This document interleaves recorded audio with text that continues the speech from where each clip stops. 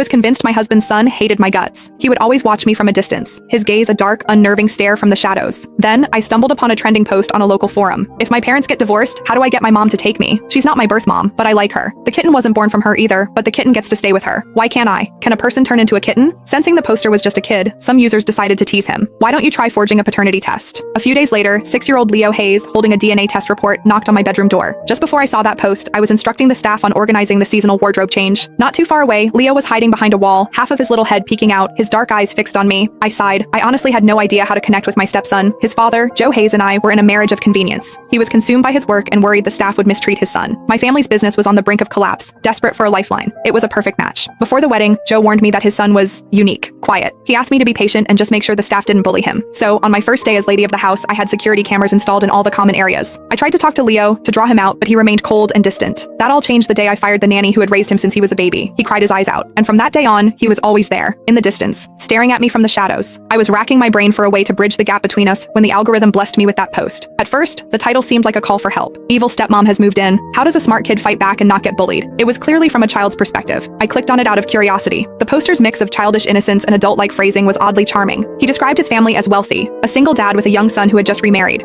But the more I read, the more a strange feeling crept over me. The details were uncannily similar to my own situation with Leo. The only difference was the poster's reaction. Take the nanny incident, for example. The poster wrote, "Battle report. That woman fired the nanny who's taken care of me my whole life." I cried. The comments exploded. WTF, I thought this was a joke post, but this is a real evil stepmom. It's only been a few days and she already got rid of his childhood nanny. Dude, slow down. But a lifelong nanny? This kid is definitely rich. The new wife is probably a gold digger. She'll have her own kid, push this one out, and turn him into a useless brat to secure the inheritance. Poster, you're in danger. I've got a whole library of novels about evil stepmom schemes. Want me to send you some for research? Poor baby, you must be so heartbroken right now. The poster replied, "I'm not heartbroken. I cried because I was so happy. That horrible nanny is finally gone. She never let me dress myself. She even insisted on spoon-feeding me, going on about how I was a precious little prince born to be pampered. Before that woman arrived, the nanny kept bad-mouthing her and telling me how much better her own niece was, how she'd be a much better fit to take care of me. It was so annoying. I told her to stop, but she never listened, so I gave up. I'm so glad that woman got rid of her." Someone asked why he didn't just tell his dad. The poster, "Dad is really busy. I don't want to be a burden. I have to be considerate." Reading that, my heart ached a little. The other users were flooded with sympathy. Then, one user commented, "This sounds a bit off. Is it possible the stepmom saw what was happening and fired the nanny to help you? So the stepmom is actually a good person? Let's not get ahead of ourselves. It could have been a villainous plot that backfired and accidentally did some good." The poster, "I don't know if she's a good person. She makes me dress and feed myself now. She doesn't even care that I'm a picky eater. My old nanny would always force me to eat my celery. Today she just watched me pick it out and didn't say a word." A user replied, "You're too innocent, kid. This is probably a classic move to make you weak and dependent. I have an idea. A test to see if your stepmom is truly good. You seem smart and articulate for your age, so here's the plan. If